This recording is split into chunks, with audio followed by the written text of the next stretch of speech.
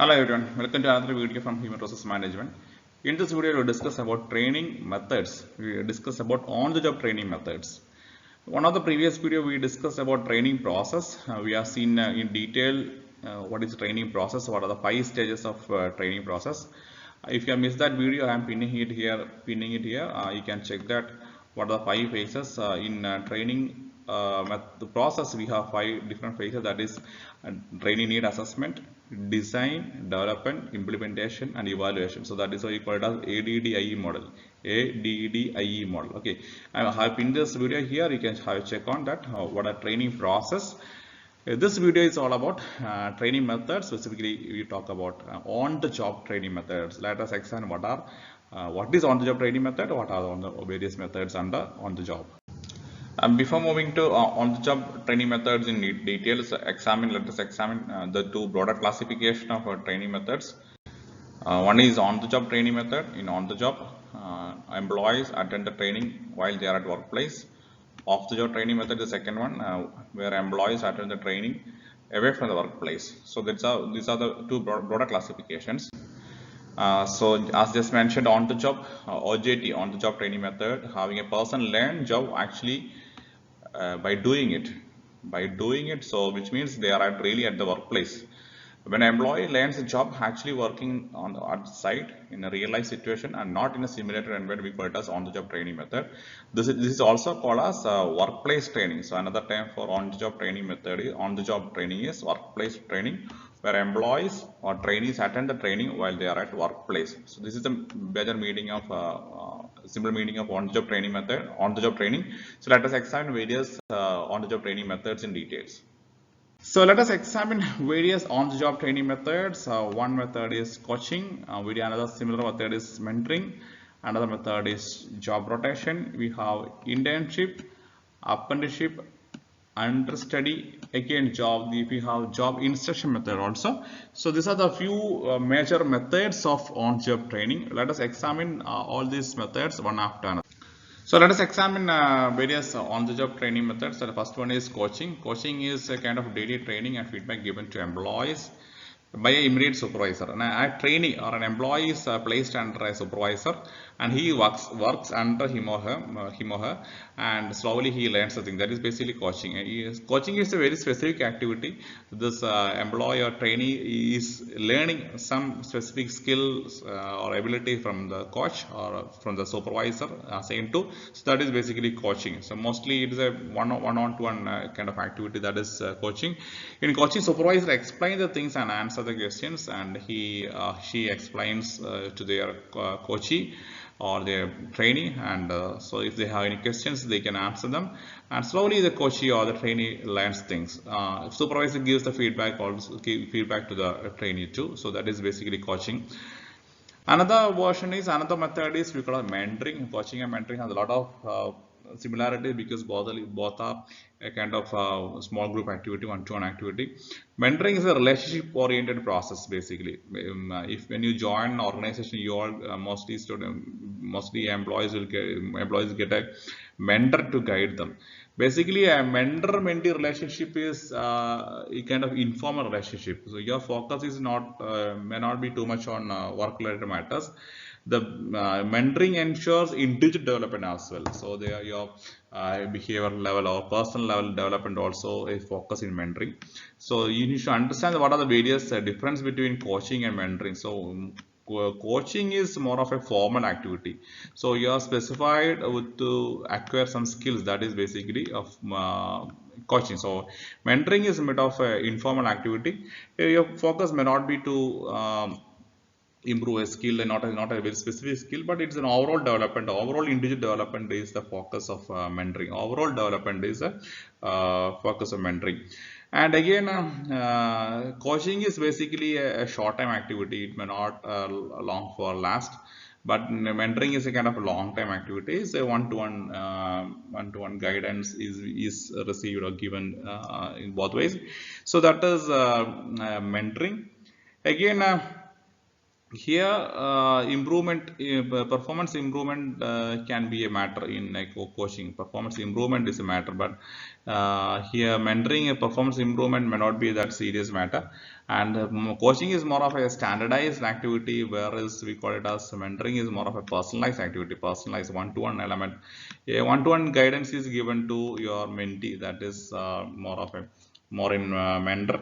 And mentoring is mostly, we say it's a mentee driven activity. Whenever a trainee or a mentee requires support of mentor, he can take the help of the mentor. So that is why we call it, it's a mentee driven or a trainee driven activity.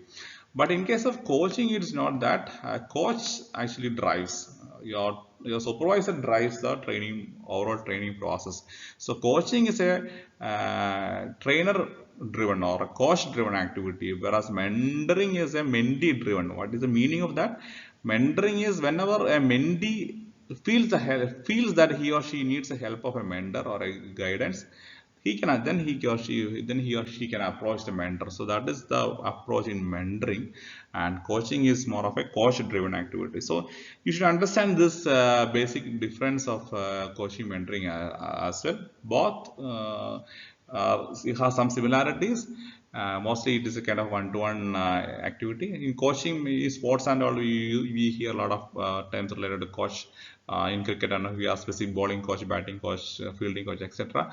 So coaching is mostly with regard to teaching a specific skill, or more of a professional oriented or job oriented, performance oriented activity.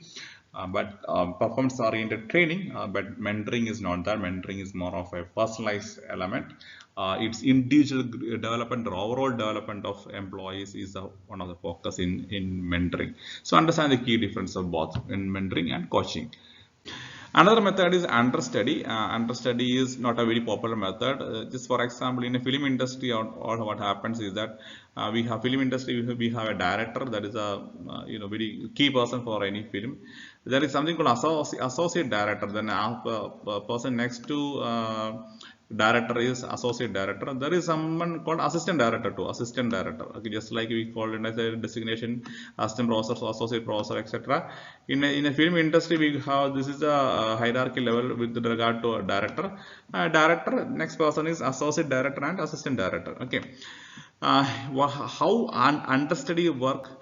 In understudy, a subordinate learns through the experience and observation by participating in handling day-to-day problems. Okay, so basic purpose of this understudy is to prepare subordinate for assuming the full responsibility and duties. Okay, so how does this relationship happens between director and associate director? This is a good example to explain understudy.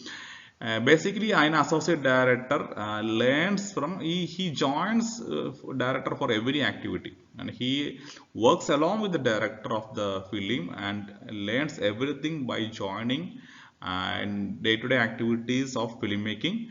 And slowly this associate director once he learned everything or she learned everything, he can independently become a director. So that is the basic idea of associate director and director.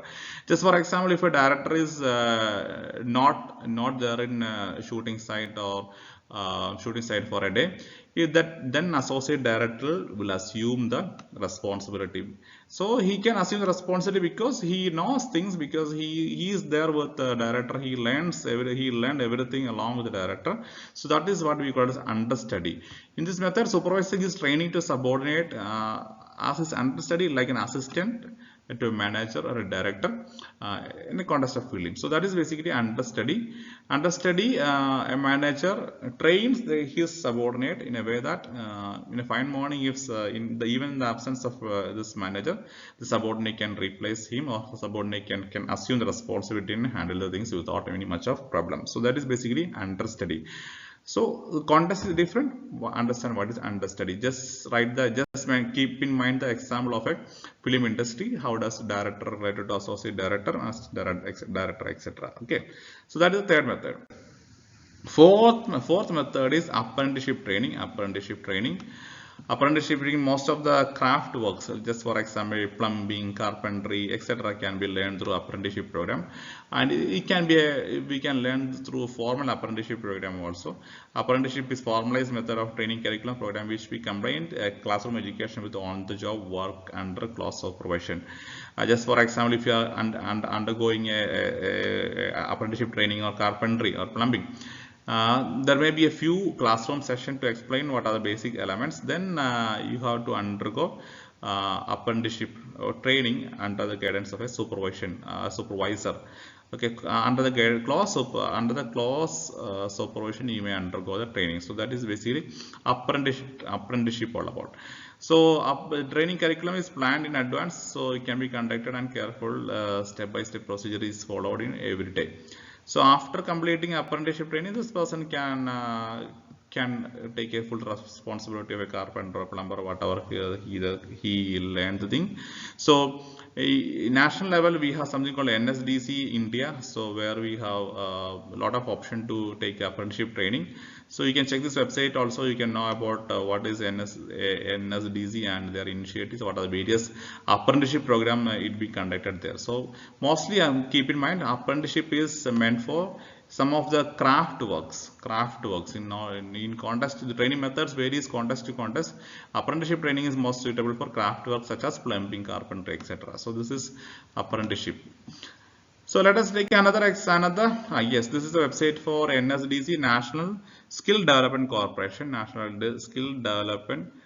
Corporation. So under this, a lot of apprenticeship training is happening. So if you can visit in the website, you can understand what are the various apprenticeship program offered by NSDC. So another method is internship. Internship is a kind of on-job training method. Usually combines job training with the classroom instruction, trade school, and college or university. Internship is one of the on-job training methods just before the employment. Usually individuals or students get an opportunity to work with an organization when their courses or when their academic courses are about to end. So that is basically internship. Okay. Maybe very often students from B schools or engineering colleges or other professional colleges go for internship for months of 1 month or 2 months of time, or maybe even for 3 months of time. Basically, they learn about some particular job, and sometimes the organization may offer them full-time employment to continue. So this is basically internship all about. So all the parties, students get some benefit from internship, as well as colleges or universities get some benefit. Employer also get some benefit. So what are the benefits of students? Students get a lot of practical knowledge. Students get a lot of practical knowledge when they are into internship program. So in the colleges they get a lot of theoretical knowledge. When you come to internship, when they go to industry, they get a lot of practical knowledge through internship program. Sometimes they may get some stipend or some small amount of salary also. So that is also a motivating factor for them. Okay, then if they successfully, sometimes if they perform well in internship, they may get a full-time employment also. So that is another advantage, another chance for students. So again, what is the contest is college? When you take the contest of college or university, they also have a lot of advantage for students being sent to internship. So it ensure a good connectivity with the industry. So that will help them in placement and other extension programs. So their students recruitment chances have definitely improve. So that is also another thing. So quality of students also will improve. So that is the few advantage college or university have from students being sent to internship. From employer perspective, they also get a lot of advantage in internship. They get a very competent assistant from these students, and their salary expectation may not be very high, so they will get a cheap labor. At the same time, if students or interns are of good quality, they can hire them for full-time employment. So which will save a lot of their money and effort of recruitment process. So that is also an advantage. It reduces the recruitment expense. So that is also an important advantage of getting students for internship, and so that is another advantage employer gets. Now, another method is we call as job rotation. Job rotation is, as the word suggests, your roles are rotating jobs, different roles. You take one role to and you can take another role. So it can be competed in some serious roles. That is basically job rotation. Job rotation is kind of training involves the movement of trainee from one job to another job. This will help him or her to get a general understanding about how the entire organization works. The trainee may be maybe a recent college graduate or spent several months in each department, learning department or business activity. We're doing it. So he or she may be a senior manager being groomed by CEO, being exposed to a range of domestic or foreign challenges. So when a trainee comes in an organization, different departments or different job roles will be there, job activities will be there. So this person is rotated, moved to one responsibility to another responsibility. That is basically a job rotation. So you should have a basic idea about all the jobs in this department. So whichever possible way, whatever possible way, they will try to rotate, move one role to one job to another job to ensure that this person has a basic idea about all the jobs in the department or in the section. Okay, so that is job rotation is another method. So committee assignments are another activity, another on-the-job method. In this method, trainees are asked to solve an actual organization problem. So by solving that actual organization problem, they are learning a lot of things. So that is basically committee assignments. Not a very popular method, but still in some situation it is find useful and will use it. It develops in teamwork. That is another advantage of committee assignment. Assigning talent employees to important committees can give these employees a broadening experience and help them to understand personalities, issues, processes governing the organization. So some organization problem will be presented before these trainees, and they are asked to solve this problem. And they have to work together and offer a solution to the problem. A real life problem will be given to them, and they have to offer solution to this problem presented before them. So by solving that, they are learning a lot of new things. So that is basically a committee assignment. That is also another on-job training method. And finally, we have something called a job instruction method. Job instruction method also sometimes we call it as step-by-step method. The step-by-step method is a very simple method. Relatively, you train your employees step by step, one after another. Basically, relatively simple technique used to train employees on the job. It is especially suitable for teaching manual skills or procedures. The trainer usually an employee supervisor, but can be a co-worker also. Sometimes they can be there. The trainer can be a supervisor or trainer can be a co-worker. Maybe a 4 steps. You can say we can say there are 4 steps in basically involved in this job instruction or step-by-step method. One is prepare, that is you prepare your trainees, that is another one, first method, and present the items before your trainees, that is a second method, and ask the trainees to try it out. You just demonstrate and then let the trainees to try it out. So that is the third phase.